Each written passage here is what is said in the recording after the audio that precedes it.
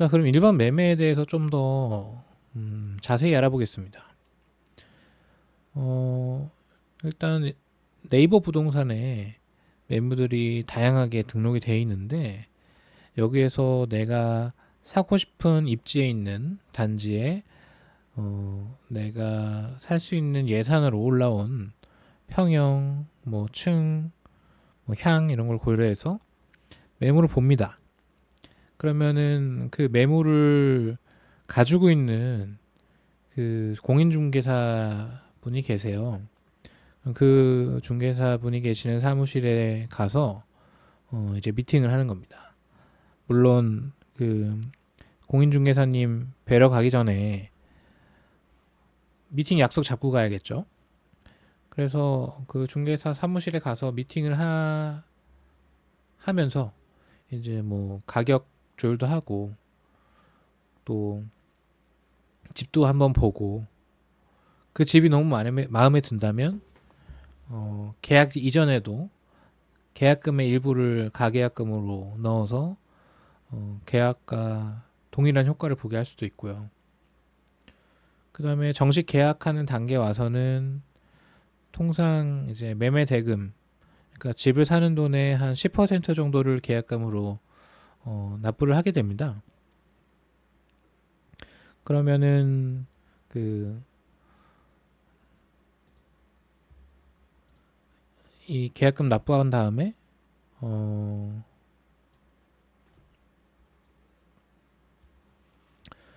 이제는 잔금을 납부하면 되는데요. 이게 그 계약서의 조건마다 다르지만 계약 금액이 너무 크면, 그러니까 매매가가 너무 큰 아파트 같은 경우에는 중도금도 설정을 하기도 해요. 그래서 계약금 10%, 그 다음에 중도금 뭐 30%, 뭐 나머지 60%를 잔금 뭐 이런 식으로 하기도 하는데 이거는 계약하는 기간에 어, 자유롭게 조율하면 되는 부분이고 그 계약 이후에 잔금까지 보통 한 2개월에서 3개월 정도 시간이 있습니다. 그러면 이때 그 집을 사려는 사람은 그러니까 매수자는 뭘 해야 되냐면 잔금을 만들어야죠. 뭐 예를 들어 5억짜리 아파트 산다. 그러면은 10% 계약금 5천만 원밖에 안 냈잖아요. 나머지 4억 5천만 원을 추가로 돈을 마련을 해야 되는데 이제 대출 받아야죠. 계약서를 들고 그리고 나의 소득을 증빙하는 서류들 예를 들면 군인이라면 복무 확인서 그리고 군인 봉급 받으면은 이제 그 저희 연말정산 하잖아요. 연말정산 영수증 보시면은 그 내 봉급의 2개년 평균을 그 찍혀 있는 걸 보실 수가 있습니다. 그러면 그거를 이제 뽑아가지고 은행에 가는 거죠. 은행은 뭐 금리 대부분 다 비슷해서 그냥 주거래 은행 가시면 됩니다. 주거래 은행 가시면 이제 주택담보대출 얼마 나오는지 한도를 계산해 주는데 그 한도는 LTV라는 개념 그리고 DSR이라는 개념을 또 알아야 돼요. 이거는 제가 뒤에서 좀 더 자세히 설명을 드리고 그렇게 해서 대출 한도가 정해지면 그 금액을 이제 대출 심사를 통해서 그 은행 안에서 서류 확인하고 이 사람이 이 정도 대출을 감당할 수 있는 능력이 있는지 확인하는 거예요. 그 다음에 대출을 실행을 해줍니다. 잔금일에 맞추어서. 그러면 그 대출금은 내 통장은 거치지 않고 바로 이제 집을 파는 사람에게 꽂히게 되는 그런 방식입니다. 그래서 이렇게 잔금 납부를 하게 되면 자동적으로 소유권이 이전됩니다. 등기소 가서 뭐 소유권 이전해주고 해야 되지만 이런 건 중개사님이 다 해주실 거고 그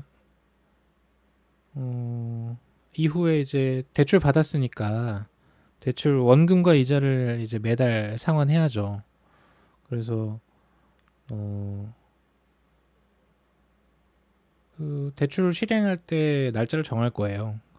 그리고 자동이체하는 계좌도 정하고요. 그렇게 다달이 원금과 이자 납부하면서 내 집을 소유자가 되는 과정이 일반 매매 과정이고, 대출에 대해서도 잠깐 설명드렸습니다. 다음은 분양입니다. 분양은 매매보다도 간단하고 경매보다도 더더욱이 간단한 과정입니다. 그냥 인터넷 분양하는 사이트 있잖아요. 거기 들어가서 클릭만 딸깍딸깍 하면서 내 개인정보 인증하고 청약 통장 인증하고 그러면은 됩니다. 네, 뭐 중개사님 찾아갈 필요도 없고, 그 인터넷으로 손품 팔면서 내가 좋아하는 집 찾을 필요도 없고, 네, 간단합니다. 그리고 이 잔금을 준비하는 기간도 굉장히 넉넉합니다. 예를 들면 보통 분양하는 아파트들 입주까지 한 3에서 4년 정도 시간이 필요하거든요. 그 말이 뭐냐면, 내가 뭐 분양이 당첨됐어요. 청약이 당첨돼가지고 계약금을 냈습니다. 근데 잔금까지 3, 4년이 남아있는 거예요. 아까 일반 매매할 때 어땠어요? 한 2개월, 3개월밖에 없어서 대출하는 거 굉장히 바빴거든요. 그런데 분양은 그 기간이 넉넉합니다. 그리고 또 장점은, 원래 매매는 일반 매매하면 중도금이 만약에 설정돼 있으면 그 중도금 대출 안 나오거든요. 그런데 분양은 중도금도 대출을 해줍니다.